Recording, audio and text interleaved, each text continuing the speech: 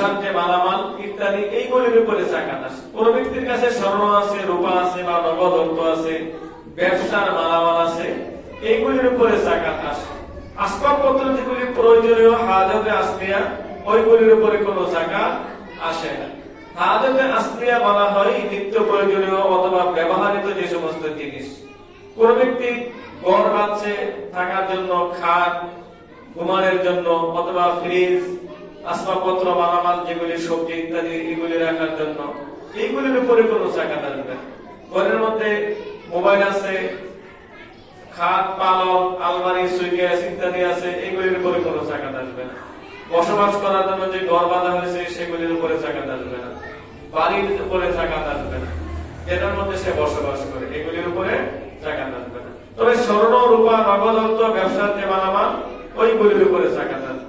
এখন কোন ব্যক্তির কাছে স্বর্ণ আছে কিছু, রূপা আছে কিছু, নগদ অর্থ আছে কিছু, এই সবগুলো মিলে স্বর্ণ রূপা নগদ অর্থ সবগুলো মিলে যদি তার নেশাব পরিমাণ হয়, নেশাব পরিমাণ বর্তমান সময়ে কোন কোন ফুকাহায়ে কেরাম 1,80,000 কাছাকাছি বলেছেন, বা স্বর্ণের কেনেনের ভিন্নতার কারণে 2,30,000 2,10,000 বলেছেন, তবে 1,72,000 কেউ বলেছেন। তো এই পরিমাণ সম্পদকে নেশাব পরিমাণ বলা হয়।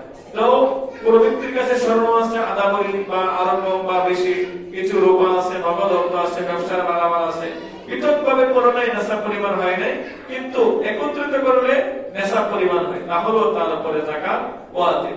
উদাহরণস্বরূপ কোন ব্যক্তির কাছে নগদ 50,000 টাকা আছে, আধা ভরি স্বর্ণ আছে, যা বর্তমান বাজারে প্রায় 1,25,000 টাকা। 1,25,000 আর 50, এখানে 1,75,000 হয়ে গেছে, নেশাব পরিমাণ কাছাকাছি হয়ে গেছে, নেশাব পরিমাণ হয়ে গেছে, তাহলে তার উপরে যাকাত ওয়াজিব। অথবা কোন ব্যক্তির কাছে নগদ কিছু টাকা আছে, ব্যবসার কিছু মালামাল আছে, উভয়টা মিলে যদি নেশাব পরিমাণ হয়, অথবা স্বর্ণ রূপা উভয়টা মিলে যদি নেশাব পরিমাণ হয়, তাহলে কি তার উপরে যাকাত ওয়াজিব, যাকাত ফরজ, তার উপরে যাকাত ফরজ। এক্ষেত্রে তার সম্পদের 2.5% যাকাত দিতে হবে। শতকরা 2.5 টাকা, শতকরা 2.5 টাকা হিসাবে কি করে যাকাত আদায় করতে হবে। এ হচ্ছে স্বর্ণ রূপা নগদ অর্থ ব্যবসার মালামাল, এগুলি একত্রিত যদি নেশাব পরিমাণ হয়, তাহলে কি করতে হবে? যাকাত দিতে হবে।